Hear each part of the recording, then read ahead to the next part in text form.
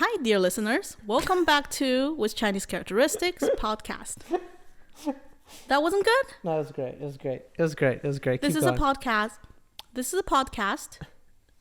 This is a podcast where... What is this? I wanted to enunciate. Okay. You know?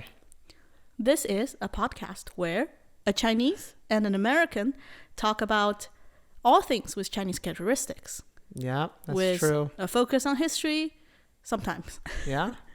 And today, our topic... Why don't we introduce ourselves, Cherrie? Oh, I'm Cherrie. I'm Natalie. That's all. So we need. That's all there is. You can keep going. There's only two people. Okay. And our cat is, in the room. But he doesn't get to But talk. he doesn't get any credit. He's the one of those characters that don't get a line. An extra? He's an extra. So our topic today is a history of Christmas in China.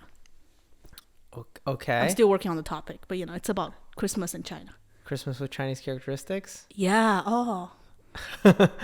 That only just came to you? Yeah. Christmas with Chinese Christmas with characteristics. Chinese characteristics. Yeah. Okay. So I'm going to start with, Christmas in China today, it's a thing, right? It's a huge celebration. Well, it's a thing People everywhere. do Christmas.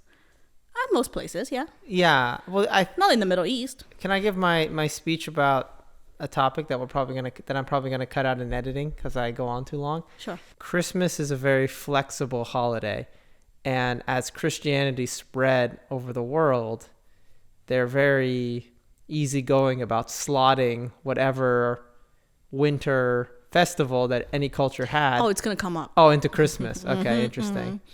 Yeah. So I'm curious how that happened in China. China, yeah. In the Oriental land. Yeah. Is that racist for me to say? It's It's okay. Cherrie, Because I'm Chinese. you're Chinese, whatever you want to call it, that's fine, I Okay. think. My motherland. Far be it from me, the white person in the room, to tell you can't call it Oriental. That's true. Okay. So before we go into Christmas in China, though, for our listeners, I just want to give a short, maybe like a children's version of what Christmas is, if that's okay. Like I don't know, the concept of Christmas everywhere. No, well, just like the origin of Christmas. Okay, all right. Let's Because I settle wouldn't down for necessarily story know. time, everyone. Yeah, I hope you so have it's your hot chocolate. You're next to a fire. It's the winter time. While Cherrie, Yes, our resident Chinese person, teaches us the meaning of Christmas. exactly.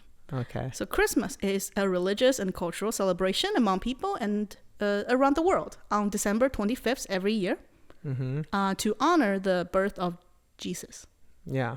According to the Bible, Jesus was the son of Mary, and before his birth, angels told Mary that her son would be named Jesus. Anyways, there's just, there's this person that was born, and his birthday he's a very important person. Yes. But you know why? I mean, I don't know if you're going to go into this, but the reason why it's that particular date is because it was to line up with a Roman festival, I believe, around the same time. You mean Mary didn't give birth to No, Jesus on that day, and no angels that had, joined her dream and told her about it? The miraculous birth of the Son of God. Yes. Just about that, I thought that was interesting because the word Christmas today, Yeah. the English word, it means a mass of Christ, right? It means a gathering, a ceremony, a collection of people Yeah, come well, together. Mass is the terminology used for Catholic service. Yes. Yeah. Yes, but it's it could also be used as a common word, Okay. right? It's a mass of people. But in Chinese, it's called 圣诞节. It means actually the literal meaning is the holiday of saint's birth.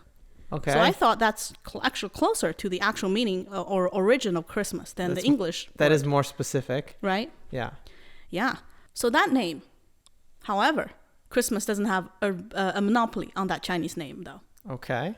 So you could have, I guess there's no good question here. Okay, I'll just say it. So speaking of the phrase, saint's birth, 圣诞, you hear today, you undoubtedly will think of Christmas I would say any Chinese person because I represent everyone in China, apparently, However, it used to have different meanings, a different meaning in traditional Chinese culture. Back in the days, it was the birthday of Confucius. Oh, wow. That was referred to as the saint's birth, 圣诞, which is the same name of what Christmas is called in China. Confucius is so weird to me because it's like, I mean, I get we've talked about him a lot, but there's this weird like mysticism. It's not a religion, and he's not.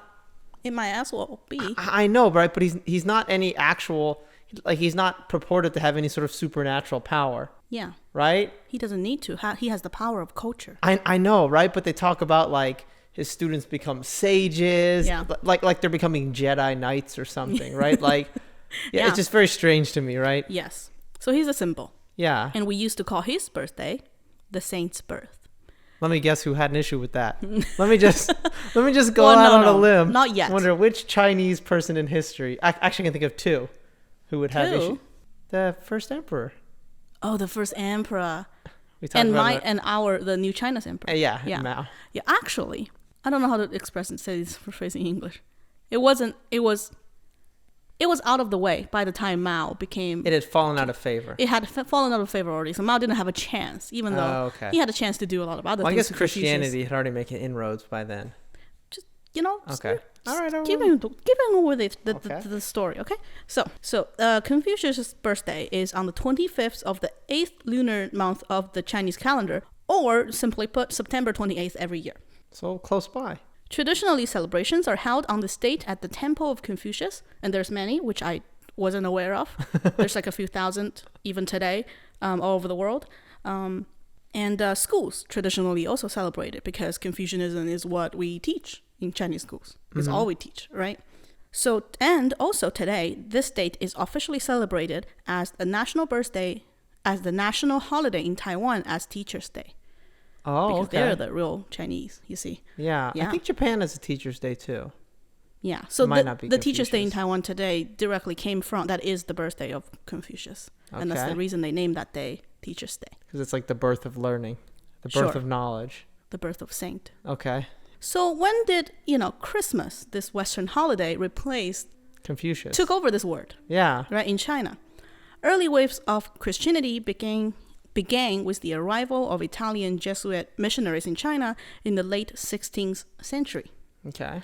However, it wasn't until the mid to late 19th century that Christianity became well known to the public, thanks to many Western missionaries in China, but also to the Taiping Rebellion.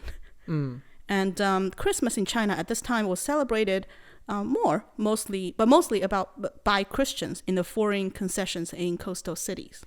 Yeah, the Taiping Rebellion was a rebellion in like 160 years ago in China. Yeah. That was basically partially an ethnic rebellion, partially a religious rebellion. The leader thought he was the reincarnation of Jesus Christ. He thought he was the younger brother of Jesus Christ. Younger brother. Sorry. And because he was the younger brother of Jesus Christ, and so he's the center of it all, he actually didn't celebrate Christmas. Oh. It was a new brand of Christianity, No, they had a list of, I looked it up. I was like, they must have celebrated Christmas, right? Because they made a big deal out of God and all that. Yeah. And apparently they did have a list of like six national holidays. And under the Kingdom of Heaven, all traditional Chinese holidays are abolished. But Christmas was not one of the 6 because Christ is not at the center of the attention. It's God and I guess the younger brother of Christ. So he's like, we're not celebrating my brother's birthday. No, it's me. I'm running the show now. Yeah. So I thought that was interesting, to say the least. That is interesting. That's probably one of the reasons why actual Christianity never really got on board with the Taiping Rebellion. They weren't really a big fan of it. Yeah, because it was kind of mixed messages. Okay. Yeah. So, but at this time, Chinese people know of Christmas, and the followers of the religion do celebrate it in China. Okay. And there's a good number of them at this point. And however, it was commonly referred to by the Chinese mass by the Chinese masses as Western winter solstice. So winter solstice is a very important traditional holiday in China. Well, and everywhere. Yeah, and everywhere, right? Because it's the shortest day of the winter. So it means that from then on, all the days are going to get longer, which means you're heading towards spring. Yes. So it means the harshest part of the winter is theoretically over. Yes. So it's celebrated by several... Well, in China, it was the second... Apparently, at one point, it was the second most important holiday other than Lunar New Year. It was celebrated by several rituals, such as worshiping the ancestors, giving offerings to the, the gods of Heaven. No, the gods of agriculture. Oh, like spirits almost. Yeah, spirits of agriculture and family gatherings. Okay. And it was, Chinese people back then thought Christmas was basically the equivalent of our own winter solstice in the West. Kind of. So like, you have a holiday there too, same thing. It kind of is though. I mean, it kind of becomes whatever any culture wants it to be. Yes. Christmas. So they didn't think much of it, and that was just started in China. And then in the first half of the 20th century, in the Republic of China, Christmas became more widespread. It was not only celebrated by Christians, but also by the general public, and it became part of a pop culture, pop culture at the time. So this would be probably prior to World War II. Yes. Starting in the 1920s, we see the word Christmas popping up in newspapers more and more often, and it is actually referred to as the Christ's birth, the holiday. Restaurants and pubs would hold Christmas balls, and it was very popular back then, very glamorous, and businesses would have Christmas promotions every year. Okay. There was some pushback, however, at this time, that you see articles and opinion pieces in newspapers arguing that the Confucius birthday should be valued more than Christmas. People maybe heard of like the Boxer Rebellion or things like that, which happened around the turn of the century. That was basically in reaction to stuff like this, right? Where you had Christian missionaries and other people coming in and kind of challenging the traditional Chinese cultural things. Yeah. So that was back there then, but it keeps going. Yeah, it keeps going, right? People still aren't happy about it. That voice is still there. Yeah. Yeah. The one problem is that it's overshadowing Confucius' birthday now, and it has replaced that word's meaning. And then the other problem is that traditional holidays, Chinese holidays, become more obsolete during these years. China is no longer imperial.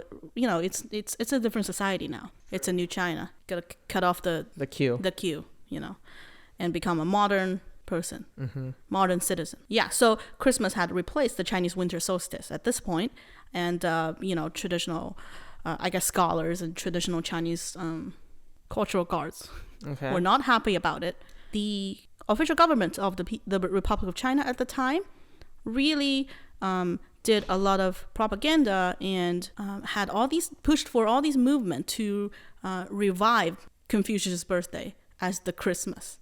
As the saint's birthday. Okay. And would sponsor all these events at Confucius temples and all that. Try to compete, in a way, with Christmas. However, you're not going to win. Christmas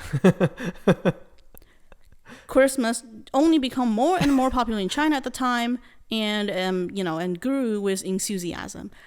It's a fun holiday. It is a fun holiday. Kids love it, and it's good for the economy. Yeah. And so even though people, yes, you can read a lot of pushbacks back then, and there was this emotion, but it just wasn't good enough.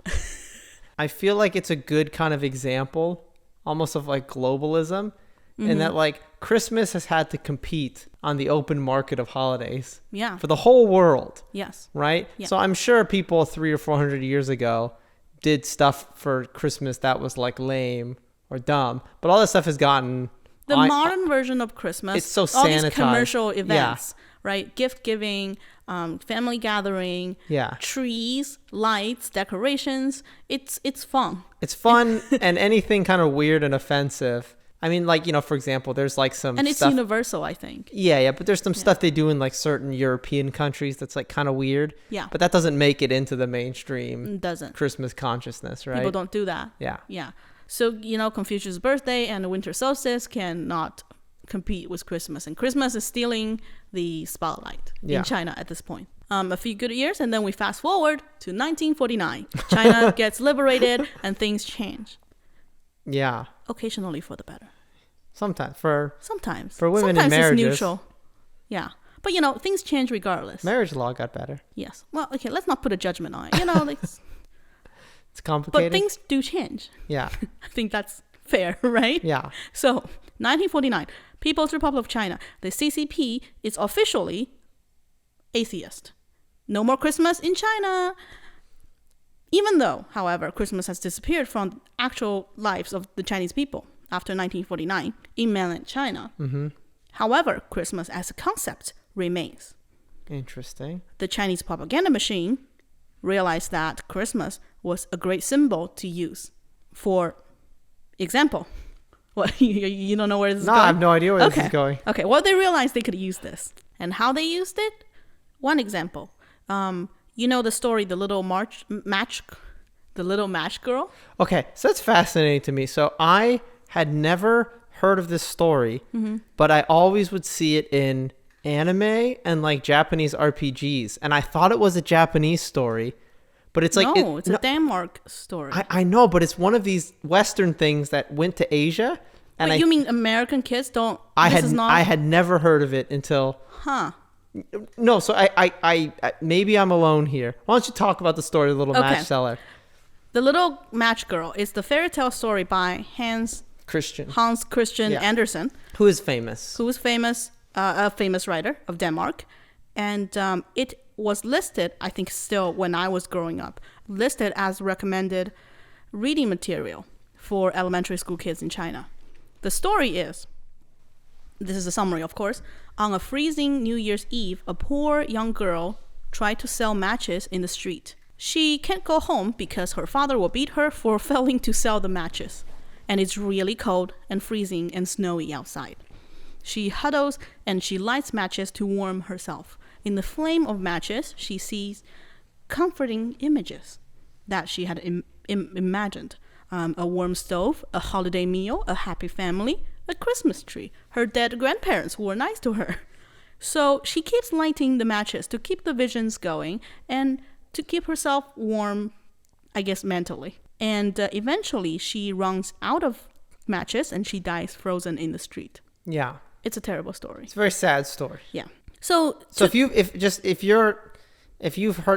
that story growing up and you're in the US, please let me know. Maybe I'm just an oddity, but it seems way more popular in Asia. I would be interested to know, because I think every Chinese person, I think it's really, you don't know? You didn't know? No, because in this is again a side note, but like in things like anime and Japanese RPGs, it's treated like Little Red Riding Hood. Like, of course you know who Little Red Riding Hood is, right? Yeah, but that's what I think too. Yeah, but I had never heard of it. Okay.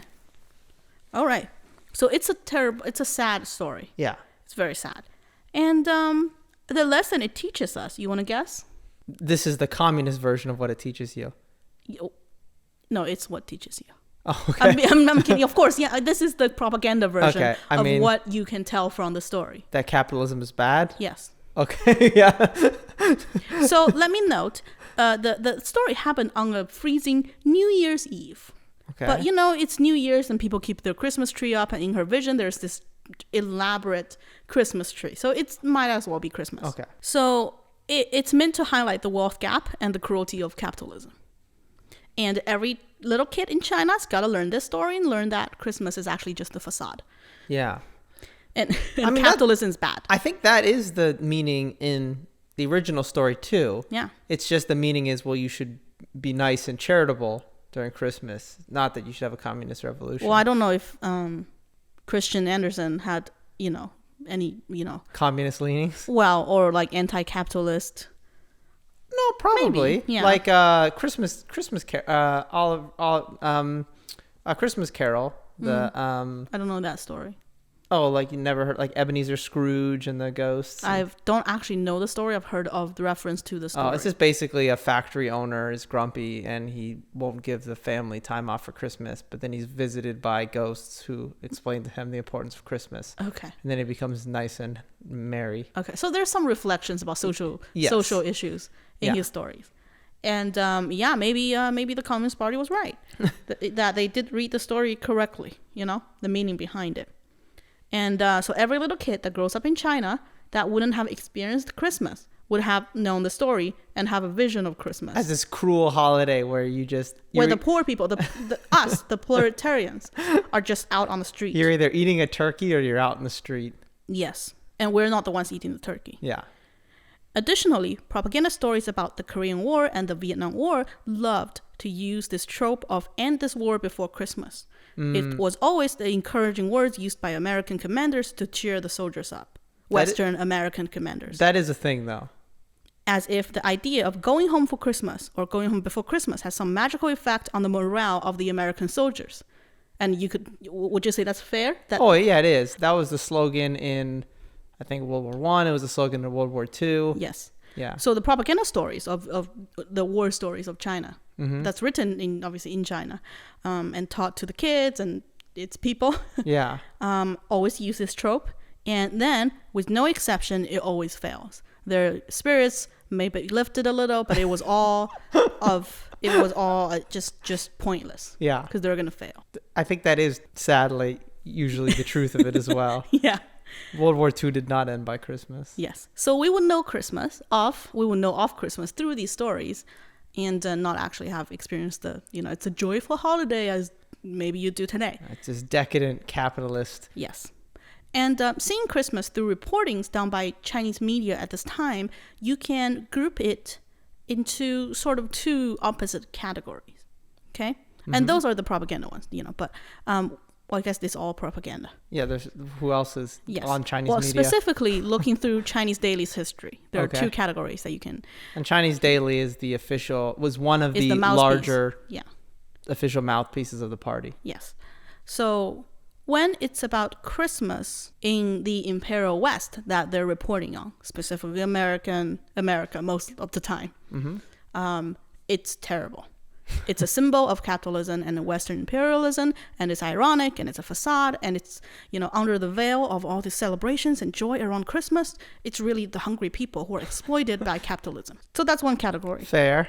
And I'm going to give you some examples. Yeah, okay. On December 15th, 1950, author Fang Lingru, who had studied in the 1920s in America at different universities, wrote a reflection on and posted on the People's Daily called How I Witnessed the American Way of Life. And she said that for 6 years, all her know for the American life was vulgar, prejudiced, cold, callous, and apathetic, and a frail soap bubble that might burst with a puff of breeze. And harsh. Yes. And about Christmas specifically, she wrote that she had, she also said the sun and air was controlled by the capitalists in New York. She might not be fully wrong. Okay. But does she mean literally? Like they have a weather machine? I don't know. It's People's Daily. I mean, it's the China Daily. So she wrote that she had seen her neighbors wasting away from hunger and struggling to find work. And at Christmas, their most important holiday, they can't even return home to gather as a family, she said. Okay. So a very, gray picture of America. Mm-hmm. When, however, the People's Daily report about Christmas in regarding to the Soviet Union, of which many members in the Union traditionally do celebrate Christmas as well, we report a different story. Complete opposite. That's a communist Christmas, Cherrie. The message centered on peace, unity, and friendship. For example, on Christmas Day in 1956, China Daily reported that children in Beijing had planned a huge Christmas celebration for visiting children from Poland, Hungary, Czechoslovakia,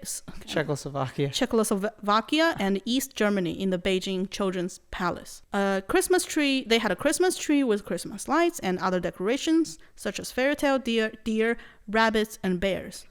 Not real ones, I suspect, like cutouts. Probably. So when it's our friends from Poland, Hungary, and Czechoslovakia, I'm just not going to try to say it. We celebrate wisdom. Yeah. And it's a happy occasion. It's all about unity. On December 22nd, 1949, the People's Daily posted a poem honoring Joseph Stalin on his 70th birthday. Okay. And the poem says, September 21st is the day you were born, and for all the people of the world, it is Christmas. Comrade Stalin, so saint's birth. So he's the saint now. Yeah. And you deliver, and it says to Comrade Stalin, you deliver precious gifts to the world. You offer wheat and warm coats to the hungry and the cold. You call the exiles home. You give culture to the benighted. You liberate those who have lost their freedom. Stalin was basically at this point, this is not the poem ends, but he was painted as a proletarian Santa Claus, giving gifts to the gift of communism, underprivileged world. So Christmas is not a banned concept in China, and it's very often used in propaganda, and it's very often referred to, and you would know what it is, only that it's terrible. Well, I mean, it's sort of like everything in communism. Like in Russia, it's like, well, when we build watches and cars, it's a triumph of the proletariat, right? Yes. But when America does it, it's part of this cruel capitalist system, right? Exactly. Then, fast forward, I guess, 1 year, 1950, we have the Korean War. And China was in Korea with with our People's Volunteer Army. And there was a highlighted story in the People's Daily. On December 30th, 1950, the People's Daily reported that the People's Volunteer Army had arranged a Christmas party for American and British prisoners of war. Okay, that's cute. The newspaper says, even though China doesn't believe in Christianity, the soldiers decorated the scene according to Christian custom. As soon as the prisoner of wars entered the venue, they were awed by the English banners and by a pair of Christmas trees adorned with red candles and silver alarm bells, symbolizing freedom. I guess the freedom that we are bringing to Korea, not when they're trying to take away from Koreans. That's funny. When the way they said alarm bells. Yeah, silver alarm bells. Well, they used to, they would hang strings out in front of the positions, and they tie little bells to the string. So if you touch the string, they'd ring. So I wonder if that's where they got the bells from. You could probably. But no, the interesting thing is that when you read about the Korean War, most of the Americans and British and everybody else thought that the Chinese prisoner of war camps were were very nice compared to the Korean ones, and the North Koreans were terrible and would beat them to death. Why do you think the Chinese soldiers were nicer? No, well, I think there was a legitimate belief in the 1950s that the whole world, I mean, I think Russia didn't really believe this anymore, the Soviet Union, but that the United States would adopt communism if they just understood it, if they just understood how great it was. So the Chinese soldiers would think, we are right, but they just don't understand it. They just don't understand it. It's not their fault. Yeah, we just got to enlighten them. We got to enlighten them, and they'll realize that really they're being exploited by these rich capitalists back in America. They're here. They have to come fight this war. They don't understand why they're doing it. Right. And we just need to explain to them. And there's 20 or 30 of them who agreed to stay in China after the war. So there are two victims of capitalism. Yeah. That they have been lied to. Exactly. Yeah. So a prisoner amongst this that were, celebrated on Christmas, identified as Olsen, was quoted by the newspaper saying that his treatment as a captive by the Chinese was far better than what he had experienced in Germany during the Second World War. Apparently he was captured, well, it's only 5 years apart, right? Right. And he reportedly had said, the Germans are Christians, but they don't allow us to have a Merry Christmas. Right? Yeah. So there is this is a real person. Yeah. So, Master Sergeant William Olsen, the soldier quoted in the article, was a few years later back in America, was put on trial in the United States for collaborating with quote the Reds. Olsen's words in the People's Daily, which he later disavowed, was critical of capitalism and American imperialism. He reportedly also said, quote by the newspaper, "When I return home this time, I will no longer serve as a soldier. If the big shots insist on going to war again, I'll tell them to take up arms and go themselves." Well, I think some of this is just you just say what they want to hear so you get better treatment. Yes. But, his name made it to the People's Daily. Yeah. And there was actually this report in the New York Times in 1955 reporting on him facing army trial for, So but there was a real fear. I mean, and this is part of the McCarthyism and the Red Scare, that communists could brainwash people. Yeah. Not just that they could be convinced, which I think is kind of a little bit arrogant of thinking like the American way of life for everyone is just so great that no one could ever be like convinced otherwise. Yeah, but that they could actively brainwash people and, you know, turn them into secret communists, right? Yes. Well, according to this report on the New York Times at the time, Master Sergeant William Olson, 40 years old veteran of 20 years in the army, I guess having captured both by the Chinese and the Germans, he really did his time, right? In the army. He was charged with collaborating with Chinese communists and informing on fellow soldiers while a prisoner in Korea. So I couldn't find anything about, you know, what was the eventual sentence or if he was, you know, successfully charged. But it was sucks for him. But well, maybe he was collaborating. Right? Or maybe his name just ended up in China Daily because he really thought, maybe he was just in the Christmas spirit, you know? Yeah.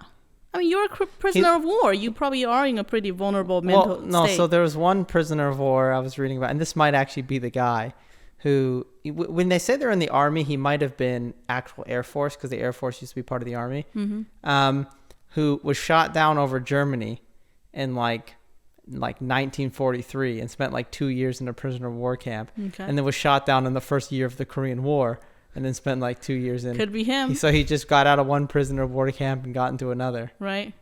So it's rough. And the Chinese were much nicer to him. Yeah. Gave him a Christmas. Supposedly. Supposedly, right? So the Korean War ended in 1953, but mass political movements in China had only begun. Oh, yeah. In 1957, People's Daily quoted a story from the New York Times. According to New York Times last year, 883 people died in America during Christmas through various accidents. Among those, there were 705 deaths attributed to car accidents, 54 to fires, and 123 deaths from other accidents. The report said that it was the highest number of deaths in the history of the Christmas holiday. So we do this today as well.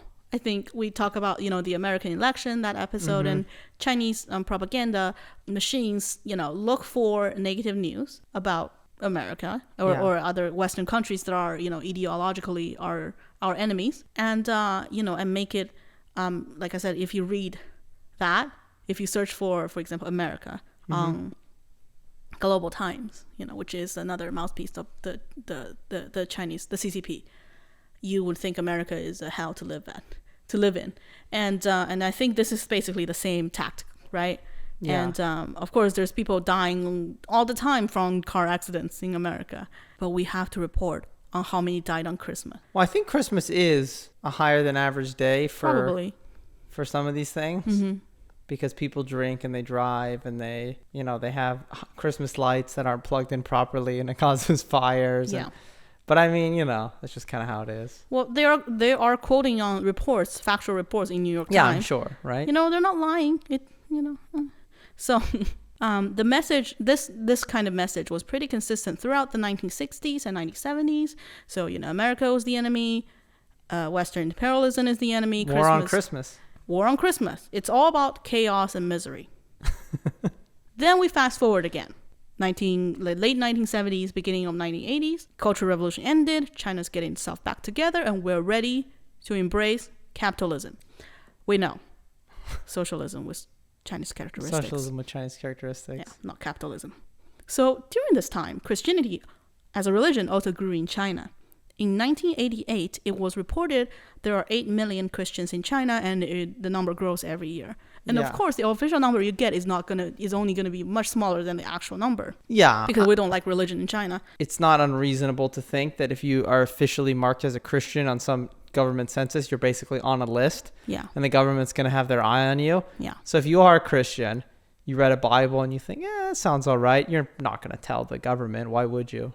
No. Right. And the churches hold actual Christmas celebrations and the ceremonies, and this of course helps with the comeback of Christmas in China. Okay. However, at the same time, for the non-religious majority of China, Christmas, that's where really the Christmas market grows, right? Yeah. And it becomes more and more popular every year as as a cultural and commercial event. Yeah. It's a time for couples to offer gifts to each other and express their love. It's a time to write Christmas cards for all your loved ones and your friends. And restaurants will have Christmas special And of course, it's time to shop. I don't know if you're going to talk about this, but I found it interesting that in Japan, Christmas is more of a... Lovers events? Yeah, it's more of a lovers event, right? Yeah. It still has the family and stuff and those kind of things, but it is more a romantic thing, especially Christmas Eve. Yes, because in America, like Christmas is not a romantic thing. No, because you got to be with your family. So you can't really be on a date, right? No, I mean, because you're both probably... It would be a big deal to spend Christmas with a date. I think that would mean they're very serious. That basically, it means you're basically serious. But you wouldn't do it on like a, somebody you've been dating 2 weeks. Yes, you'll do that in China. Yeah, which is interesting, Japan. Right? Yeah. Yeah. And I think there's also the tradition of giving each other an apple. Like give your couples will gift each other apples. I think this is bigger in Japan as a thing. Interesting. Because has very biblical connotations right there. Christmas Eve. Well, actually, I looked it up. At least in China, that's not the reason why. I don't think the reference came from Adam and Eve. Adam and Eve, and apple being the symbol of seduction and evil, right? And evilness. Well, it's a symbol of knowledge. Okay. Yeah. All right. It's not a symbol of... This is 30 seconds of theology, but okay. My interpretation of it is the apple represents knowledge, and before Adam and Eve had knowledge, because they didn't know anything, they couldn't sin because they had no, so it's not that with knowledge so basically they ate the apple and then I thought with knowledge they've sinned. Like that's the reason. Not necessarily. Sinned. It's that they can't live this ignorant, blissful life anymore. They can't live in paradise. They immediately realize they're naked. Yeah. Right, and that's like shameful. Yeah. Right, and they now they can't live in paradise anymore because they have too much knowledge. So what's the official interpretation? Not that there is one, I guess, because people today argue. Yeah. But are you is it good that they expose themselves to all these knowledge and therefore seductions? And I would say if you look at extremely conservative Christian sects, it's all about limiting knowledge to right, okay, to their children and things like that. So there are groups of people who think they shouldn't have eaten that apple. Yeah, I mean, I think that, it's, or listen to the snake. And also it's original sin because God told them not to do it, right? And so it's a double sin in that, they're aware of that belief system, their sinfulness, and they directly disobeyed God. So in that belief system, the world today that we have is a result. Yeah, no, that's what the technology. That's all results of sin. Yeah. No, and the whole thing with the second coming of Christ is that God is going to, Jesus is basically going to take all of the true believers up to essentially paradise, where they're going to live in ignorant bliss, and everybody else has to stay here on earth. So depending on your mentality, that could be a good thing or a bad thing. All right. Well, there's quite a few Christian fiction things about being left behind when the rapture comes, of and the implication is it's just going to be an entire planet of murderers and child molesters. Well, I'm just trying to process this. Yeah. Yeah. That's a new lesson for me. So, but in China, Christmas Eve in Chinese, it's translated to 平安夜, so like a peaceful night. Okay. And 平安 means peaceful or peace, and apples Chinese is 苹果. So that's cute. so it's a play on word, and I give you an apple. You're an apple of my eye. It's a way to express love. Okay. Again, a bigger thing in Japan, but in China, some people do this, and I think it's cute. Yeah, it's cute. So it's it's definitely much more of a lovers holiday rather than a family gathering and a commercial holiday. So and businesses play all that up, right? Businesses in China loves it. Yeah, love it. In 2016, 10 scholars from the most prestigious Chinese colleges together released a letter to the public. What did you want to say? You're very keen. I'm just interested what the scholars said. Which referred to the Christmas celebrations in China as a collective unconsciousness, and that Chinese people need to wake up and push back on this cultural imperialism from the West. More on Christmas. Yes. It's a little extreme. They think it's a representation of, this action is extreme, and it's a representation of capitalism, and retailers in China are irresponsible and short-sighted for cashing in on this opportunity and fully embracing it, because the businesses are right? Fully embracing it. And they say that you cannot escape Christmas in China today wherever you go, and they list many examples. I think they're just annoyed at Christmas. And they stated that we are becoming a Western society if we don't stop this. Sounds like there's a good Hallmark movie in there. Mm-hmm. Hallmark Christmas movie. Right. And after that, every now and then, local governments and school institutions release some statements, from time to time, and orders, the government employees to not go to Christmas gatherings and celebrations, and orders students from participating in parties and Christmas balls, and so on, and take down decorations in the building. The central government, however, has never actually made any official statements about boycotting Christmas or banning Christmas or anything similar. And however, given that we are officially atheist as a country, as a political body, the Chinese nationalists know that they can't be punished for howling anti-Christmas rhetorics and, pro-Chinese culture nationalist rhetorics. Yeah. So it's a thing. It happens from time to time, almost every year. So there is a war on Christmas in China. There is a war on Christmas. China's it's not the front widespread. line. Yes, I will say it's not widespread, and it looks to me that it's always the local, like, city governments or like a public school, that private businesses don't really do this. Does that make sense? Yeah. And it's not, the people generally are very annoyed and angry at it. Yeah. So it's an example of government overreaching. But if you were going to stop talking about government overreaching in China. I mean, that's like, when does the government in China underreach? Yeah, right. Well, sometimes when it was like, rape of women or like domestic violence. Yeah. So with all that said, even though we still sometimes boycott Christmas, and it's a thing, and people hold posters say, no more Christmas, it's bad for the Chinese spirit. Christmas in China is not stopping anytime soon, and it's only growing, bigger and bigger every year as a commercial and cultural event. And I think it's fun. You think Christmas is fun? Yeah. Well, I remember the thing that you were excited about when you were first in the United States. You wanted to try turkey because you'd only ever had like lunch meat turkey. Yeah. And in all of these Christmas movies and different things, everyone has a big bird. Everyone has a big turkey. Yeah. And you can't get that kind of turkey easily. No. In China. Maybe you can get it now. I don't think we grow turkeys in China. No, I don't think we do. But we raise turkeys in China. Well, they grow. They start off small. They get bigger. Sure, yeah. I feel like you could easily also do an episode like this about Christmas in Japan, because they have their own kind of interesting offshoots from fried chicken. Yeah, fried chicken for Christmas. But yeah, I don't know. That's interesting. Yeah, I mean, I don't think it's going anywhere. I mean, I guess the thing is that it is easier to crack down on it in a place like China than it is in a place like the U.S. Because, so explain to me the war on Christmas in the U.S. first. Okay, so it's sort of a joke, but basically there is a part of the sort of conservative outrage machine that there is people on the left and immigrants don't like Christmas, and there's a concerted effort to take businesses that would say Merry Christmas or whatever and have them say Happy Holidays instead. Okay. Or instead of having Christmas cups. Is this an actual thing that people on the left do? I think it's maybe businesses do it, right? I don't think people on the left, I don't think anybody in America on a personal level really feels super strongly about if somebody tells them Merry Christmas and they're like Jewish. Yeah. Like, I don't think that's a real... And I thought... Let me finish. So, okay, sorry. I don't think that's a big, like, outrage. But I do think businesses, if you're Starbucks and there's like 4 or 5 holidays in a 1-month period, you just have your holiday cups.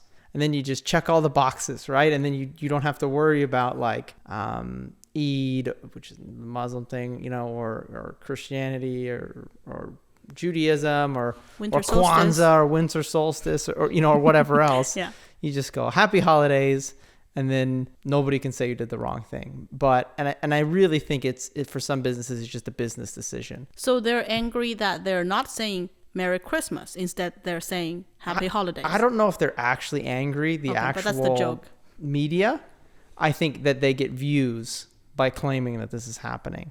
Mm. They get eyeballs by saying there's a war on Christmas. That Democrats want to make it illegal to have a Christmas tree in City Hall because it's a religious holiday and it goes against separation of church and state, that kind of stuff, right? Yeah. So now they want religion in the government. Well, no, they've always wanted yeah. They've always wanted religion in the government. Just their religion. But yeah, I mean, it's not, I don't think it's a real thing. I think obviously, as you say, Christmas it's only going up, right? On the world stage. People like Christmas. Well, I thought the thing, because I did read that the Obama administration, when they said, Merry Christmas, they did say Merry Christmas and Happy Holidays. Yeah. And Trump administration was like, Merry Christmas and nothing else. Mm-hmm. And it's just one of those stupid. Okay. Yeah, it's just one of those stupid things. The implication that somehow there's this cultural thing going on. Yeah. But But it's fine.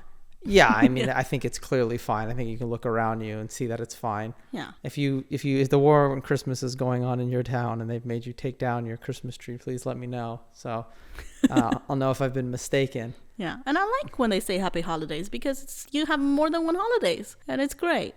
Yeah, right. I mean, some people do celebrate multiple holidays. And if your holiday is Christmas, which is the majority of America, you can have it. No one's stopping you from having it. And also, the commercial aspect of it is so far diverged from the religious aspect that it's like not even the same thing. What does a Christmas tree and Santa Claus and all these things have to do with the birth of Christ? These are all like pagan, like Viking type stuff. Yeah. None of this has anything to do with a baby that was born in a stable in the Middle East. Yeah. Right. In the equivalent of Palestine. Yeah. Right. These kind of trees don't grow in Palestine. No. So there's no snow. There's no snow in Palestine. There's no Christmas trees. Right. Or like rain. It probably snows some. Yeah. Rarely, but I mean, there's no reindeer. You really think of Alaska, like when you think of Christmas scenes. Oh, I think you think of like Germany or England. Sure. I mean, Alaska's like a frozen wasteland. That's where Santa Claus came from. North Pole. That's not Alaska. Okay. Well, you know what I mean. A frozen land. North Pole's a frozen land. Yeah. But far removed. Yes. From the origin. A fantasy land. A fantasy. Yeah. So there's one more thing I want to talk about: how Christmas is good for Chinese business abroad. Christmas is good for businesses domestically and abroad from China. Well, someone's got to make all these someone had to make this fake Christmas tree that's the city of Yiwu, a manufacturing center for commercial goods in China, produces more than 60% of the entire world's Christmas decorations and accessories. This was in 2018. Also, between September 2016 and August 17, so just 1 year, this city of Yiwu exported $3 billion in Christmas products total, and it's basically half of what America alone spends on decorations. Figures also from 2018 by the U.S. Census Bureau says that about 90% of imported Christmas ornaments and lights in the U.S. come from China. I believe it. Is your Christmas from China? Yeah. But I mean, if we fast forward today and then, China goes through this accelerationism and we go to a place where we officially ban Christmas, I think we'll still continue to manufacture Christmas goods. Yeah. Right? So the city of EU's got to make something other than, in between American elections and making Trump flags. They got to make something else. Yeah. Yeah. I feel like China has a complicated history with Christianity. Same thing with as Japan. Again, you know what this reminds me of? Weddings in China. I don't know about Japan, but I mean, there's the traditional Chinese wedding where you wear red. Oh, I'm sure. I think it's same as Japan. And so then, go on. Yeah. And then today you wear white, a huge white dress with floofy veil, and if that part is not strictly Christian, but you stand in front of a person who has some credentials to announce you, your marriage. Yeah. And you say vows, and that's not Chinese. That's Christian. That's right. But obviously, when you do that, you don't think that you're standing behind God. You're standing in front of God, which is what the actual Christian meaning is. I'm guessing that you stand in a church and do that. Well, I mean, historically, again, and this is probably different in some places, but I mean, marriage is essentially a religious right. Yeah. You know what I mean? And I think all you had to do to be married in most medieval countries is you just had to declare that you're married in front of a priest. And that means, I guess, God's listening, right? So if there's no priest, you can't get married. No, you can't get married. It has to official. be. Yeah, it's unofficial. Got right? it. So it has to be, within, a priest, right? Yeah. And so, yeah, I mean, I think that's the idea of like, the priest is witnessing it. They're making sure everything's on the up and up, and then they're saying that it's okay. Yeah, that has its Christian origin. And I mean, how many people, when they do that, actually think of it? I mean, I'm saying it's cute, right? Like, it's cute that you do a little ceremony and you speak the vows to each other. Yeah. But just like Christmas, even though it came from Christianity, but the actual event, the commercial event, let's say like Chinese weddings are a commercial event, just like weddings here, right? You spend a lot of money on it. It's a whole ordeal. It's a show. The banquet is very Chinese. Yeah, the banquet is very Chinese. Banquet's not the Christian. The banquet afterwards. Yeah, but the actual ceremony of announcing that you become a couple it's far removed from the Christianity, from Christian as a religion. It's cosplaying. But it's rooted from that. It's cosplaying, right? As Just like Christianity. Christmas. Yeah. Yeah. So no, we should do an episode on Chinese weddings. That'd be a good one. So is that a success of Christianity? Christianity, like cultural, religious export, or is it a Christians failure? I consider myself like Christian adjacent. So I'm not really a good person to speak on this, but I would say Christians with very strong beliefs would tell you that it was not. It's just cosplaying as it. Right? If you don't actually understand what you're doing, I mean, and if anything, it makes it harder, because then you have people who think they understand it, but they don't. So you want true believers or no believers? Yeah, true believers or no believers. Got it. That's why, I mean, in any religion, a heretic, a person who is a member but has incorrect beliefs, is always hated more than somebody who is just like not a member at all. Like a Taiping rebellion, Hong Xiuquan, the leader. Yeah. I mean, and the a lot wrong understanding of Christianity is bad. Yeah, is worse. There was limited toleration, right, in different countries for, like, if it was a Muslim country and you were Christian or Jewish, or it was Christian country and you were Jewish or Muslim, sometimes there were special rules, but you were, typically able to live some sort of life. But I mean, if you go around and you say, actually, Jesus was somebody else, or then you're going to get locked up because you... Today? No, I'm saying in medieval times, okay. Right? Just making sure. It's taken much more seriously, because they can't have people repeating beliefs that are incorrect, because then you have, you could have an entire country believing the wrong thing. Yeah. And then you have a civil war. Gotcha. Well, anyway, probably going to cut that out because it's not in the Christmas spirit. Yeah. But it's fun. History of Christmas in China, I guess we'll see how it goes, whether or not Xi Jinping tries to ban Christmas. But if you're concerned about Christmas and you're worried about the war on Christmas, China's the front line. It's not you Starbucks. Should go there. Yeah, it's not Starbucks. No, people actually, institutions actually say that we cannot. You must remove all those little stickers of Christmas trees and Santa Claus from your window. not the big hot button here is nativity scenes. You know what a nativity scene is?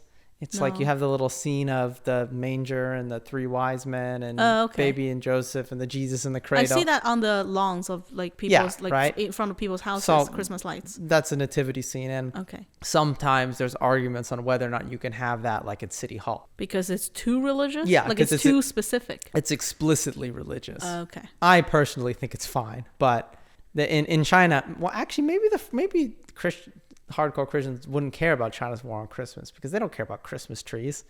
They're like, sure, China can ban Christmas trees. What do we care? What does that have to do with Jesus, right? Like, well, I think they have more problem in China than Christmas trees. I guess the Christmas tree is the like worst. Something like churches being torn down. Yeah. And like people getting like, We'll have to do I think there's more serious problems there. Yeah, we should do a Christian persecution in China one. Yeah.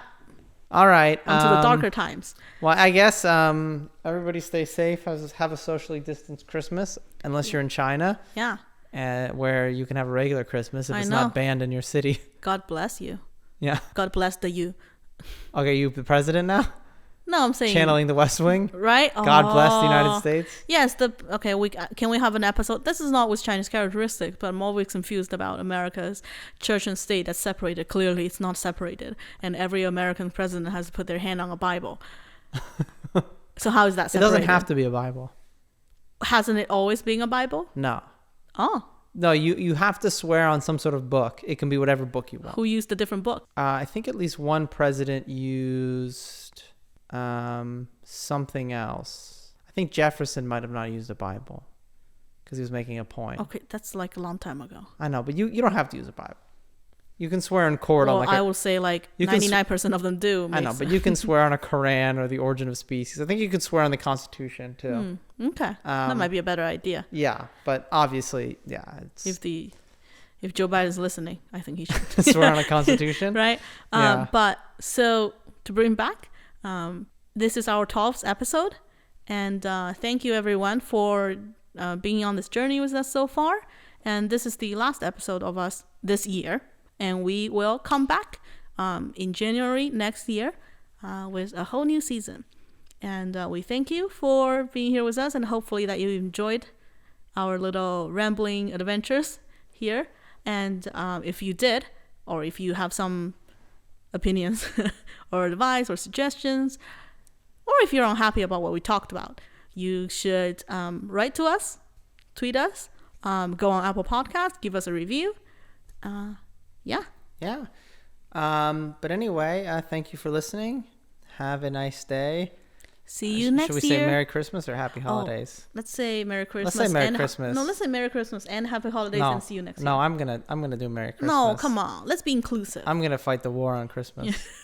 The war for Christmas. Why don't you say Merry Christmas? I'll say Happy Winter Solstice. You can say that because you're a communist. Merry Christmas, everyone. Happy Winter Solstice. It's not even a thing anymore, though. I'm bringing it back. You're going to bring back Winter Solstice? I'm going to bring it back. I'm going to celebrate it in this household this year. Do you even know, just wait. Are we going to have statues of the ancestors up? What do you do in Winter Solstice? I'm going to Google it. Okay, we'll find out. All right. Tune in next year for Cherrie's Winter Solstice tips.